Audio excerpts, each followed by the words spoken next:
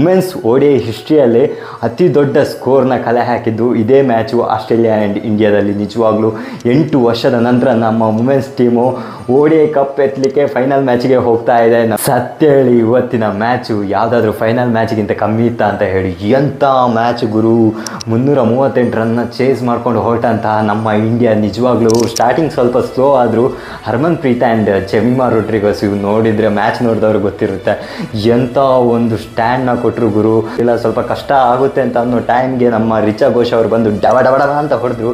ಕೌರ್ ಅವರು ಅದ್ಭುತವಾದಂಥ ಫಿನಿಶಿಂಗ್ನ ಕೊಟ್ಟರು.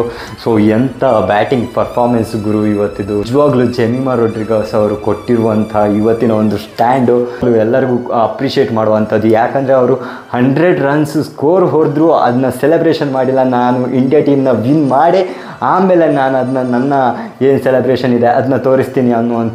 ಸೊ ನವೆಂಬರ್ 2ಗೆ ಕಾಯೋಣ ಇಂಡಿಯಾ ಸೌತ್ ಆಫ್ರಿಕಾ ಮ್ಯಾಚಲ್ಲಿ. ಸೊ ಗೊತ್ತಿರೋ ವಿಷಯನೇ, ಆ ದಿವಸ ಹೇಳ್ತೀನಿ. ಈ ಸಲ ಬೇಡ, ನವೆಂಬರ್ 2ಗೆ ಹೇಳೋಣ.